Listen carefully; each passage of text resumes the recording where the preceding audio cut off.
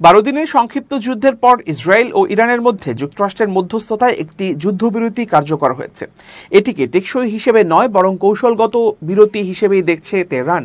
দীর্ঘদিনের strategic patience বা কৌশলগত ধৈর্যের নীতির অংশ হিসেবে ইরান এখন নিজেদের নতুন করে সাজাচ্ছে এবং দীর্ঘমেয়াদী সংঘাতের জন্য প্রস্তুতি নিচ্ছে। এই যুদ্ধে ইসরায়েল জয় দাবি করলেও ইরানও নিজেদের বিজয়ী বলেই মনে করছে। ইরান এই সংঘাতকে ইম্পোজড ওয়ার বা চাপিয়ে দেয়া যুদ্ধ হিসেবে দেখছে, যা যুক্তরাষ্ট্রের গ্রিন সিগন্যালের সংঘটিত হয়েছে। অতীতের ইরান ইরাক যুদ্ধের মতোই ইরান বিশ্বাস করছে সময়ের সঙ্গে সঙ্গে বিজয় আসবে, আর সেই সময়কে কাজে লাগাতেই তারা কৌশলগত বিরতির পথে। যুদ্ধের সময় ইসরায়েল ও যুক্তরাষ্ট্রের যৌথ হামলায় ইরানের বহু সামরিক কমান্ডার, পারমাণবিক বিজ্ঞানী ও ক্ষেপণাস্ত্র অবকাঠামো ক্ষতিগ্রস্ত হলেও ইরান পাল্টা হামলায় ইসরায়েলের প্রতিরক্ষা ব্যবস্থা দুর্বল করে ফেলে।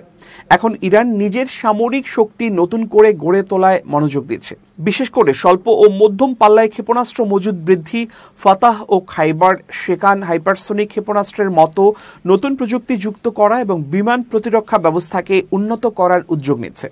ইরান উপলব্ধি করেছে আধুনিক যুদ্ধে শুধু ক্ষেপণাস্ত্র বা ড্রোনের উপর নির্ভর করে জয় সম্ভব নয়।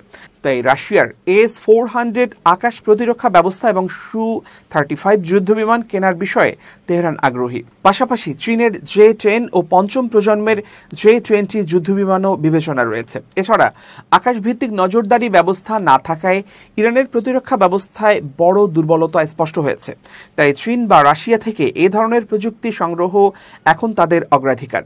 সামরিক প্রস্তুতির পাশাপাশি ইরান এখন আন্তর্জাতিক পর্যায়ে আইনি ও কূটনৈতিক লড়াইয়ের প্রস্তুতিও নিচ্ছে। তারা ইসরায়েল ও যুক্তরাষ্ট্রের বিরুদ্ধে আন্তর্জাতিক বিচার আদালতে মামলা করার পরিকল্পনা করছে। তেহরান জানিয়ে দিয়েছে, এই প্রক্রিয়া শেষ না হওয়া পর্যন্ত তারা পারমাণবিক আলোচনায় ফিরবে না।